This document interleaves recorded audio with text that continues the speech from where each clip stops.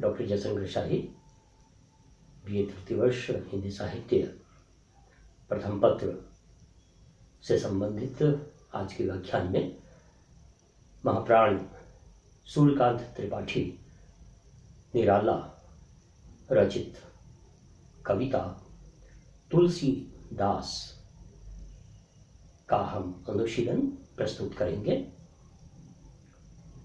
पिछले व्याख्यानों के माध्यम से आपने जाना कि किस प्रकार महाकवि सूर्यकांत त्रिपाठी निराला छायावादी कालखंड के कवि हैं, लेकिन साथ ही साथ उनके काव्य में बाद के जो आंदोलन उभरे हैं साहित्य में, जैसे कि प्रगतिवाद, प्रयोगवाद, नई कविता, अकविता और भी कई धाराओं विचारों से समन्वित आंदोलन चलते रहे हैं और महाकवि निराला को समकालीन जो भी कवि हैं, साहित्यकार हैं, वे भी बहुत आदर से उनका नाम लेते हैं, उनकी कविताओं से प्रेरणा पाते हैं।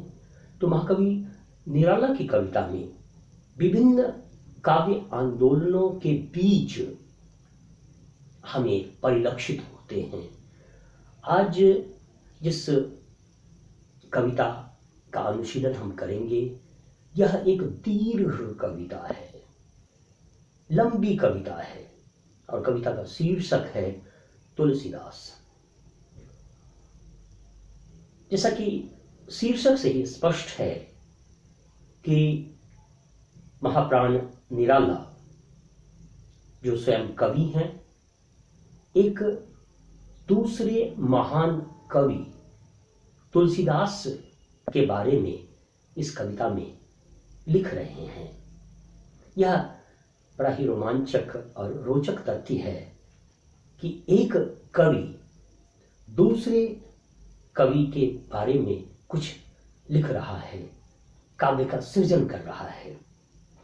तुलसीदास, जैसा कि हम सब जानते हैं, हिंदी साहित्य के भक्ति काल के महान कवि, रामचरितमानस के रचयिता महाकवि तुलसीदास, उनकी जीवनी के एक प्रसंग को उद्घाटित किया है महाप्राण निराला ने इस कविता में।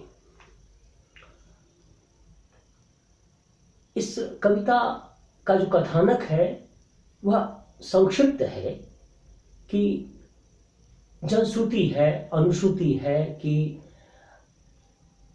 तुलसीदास अपनी पत्नी, जिनका नाम रत्नावली था, उनके प्रणय में आसक्त थे और एक दिन अचानक उनकी पत्नी रत्ना अपने पीहर चली जाती है अपने भाई के साथ और तुलसीदास अपनी पत्नी के प्रणय में आसक्त होकर बिना निमंत्रण के अपने ससुराल पहुंचते हैं और वहां रत्ना उन्हें धिक्कारती है और निराला ने इस कविता में यह संकेतित किया है कि किस प्रकार से व्यक्तित्व का रूपांतरण होता है। यह कविता काम से राम की कविता है, यह कविता राग से विराग की कविता है, यह कविता आसक्ति से विरक्ति की ओर जाती हुई कविता है।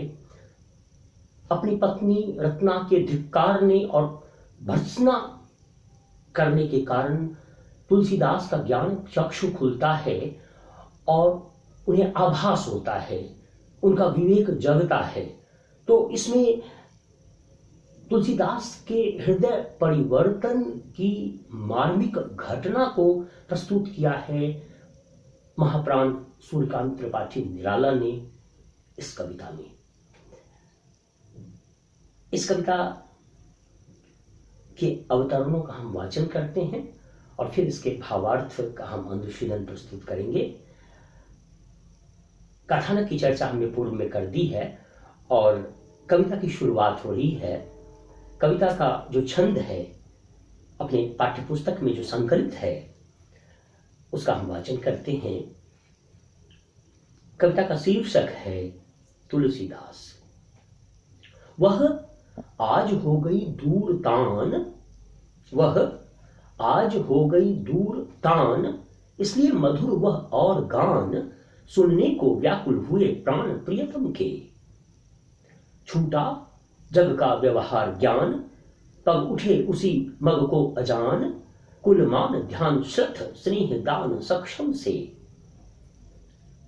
एक विशिष्ट तुक योजना और छंद की योजना।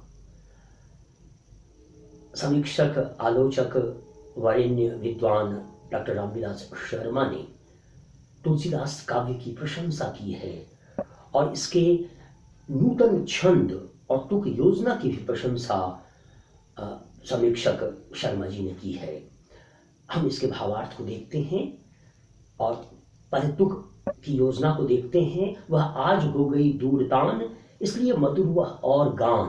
तान और गान में तुक की योजना। दो वाक्य छोटे छोटे और उसके बाद तीसरा वाक्य अपेक्षाकृत थोड़ा सा लंबा। सुनने को व्याकुल हुए प्राण प्रियतम के। दो वाक्य, फिर तीसरा वाक्य लंबा, फिर अगली जो दो पंक्ति है वह अपेक्षाकृत छोटी है और फिर तीसरी पंक्ति अपेक्षाकृत बड़ी है। छूटा जग का व्यवहार ज्ञान, पग उठे उसी मग को अजान, कुलमान ध्यान श्रद्ध स्नेह दान सक्षम से। तो यह तुक की योजना है, नवीन छंद की योजना है। इसके भावार्थ को देखते हैं। वह आज हो गई दूर तान। तुलसीदास की पत्नी रत्ना आज दूर हो गई है, दूर चली गई है। वह अर्थात रत्ना, तुलसीदास की पत्नी रत्नावली पीहर चली गई है। वह आज हो गई दूर तान। उसको तान के रूपक के माध्यम से, संगीत के मेटाफर के माध्यम से यहां महाप्राण निराला अभिव्यक्त कर रहे हैं। वह आज हो गई दूर तान। रत्ना एक तान के समान थी, एक संगीत के समान थी। रत्ना एक राग के समान थी, एक म्यूजिक के समान थी। वह म्यूजिक, वह तान आज दूर चली गई है। वह आज हो गई दूर तान, इसलिए मधुर वह और गान, इसलिए उसकी स्मृतियां और मधुर हो गई हैं। तुलसीदास जो काव्य नायक हैं, इस काव्य के प्रोटैगोनिस्ट हैं, इस काव्य के नायक हैं, उनका मन और ज्यादा अधीर हो रहा है अपनी पत्नी से मिलने के लिए। तो पत्नी की स्मृतियां और ज्यादा कचोट रही हैं तुलसीदास को। पंक्ति फिर से देखें। वह आज हो गई दूर तान, एक तान के समान रत्ना थी, वह आज दूर चली गई है, इसलिए और ज्यादा मधुर वह गान के रूप में हो गई है। तुलसीदास बार बार स्मरण करते हैं अपनी रत्ना को। वह आज हो गई दूर तान, इसलिए मधुर वह और गान, सुनने को व्याकुल हुए प्राण प्रियतम के। प्रियतम यहाँ तुलसी के अर्थ में है। तुलसीदास के प्राण व्याकुल हो गए उस दूर चली गई हुई तान को, उस मधुर गान को फिर से सुनने के लिए। प्रियतम का प्राण आकुल व्याकुल हो रहा है। रत्ना जो दूर चली गई हैं, अपने पीहर चली गई हैं, उनसे मिलन के लिए आकुल व्याकुल प्रियतम का मन हो रहा है, अर्थात तुलसी अधीर हो रहे हैं। तुलसीदास के प्राण व्याकुल हो रहे हैं उस दूर चली गई हुई तान को, उस मधुर गान को सुनने के लिए।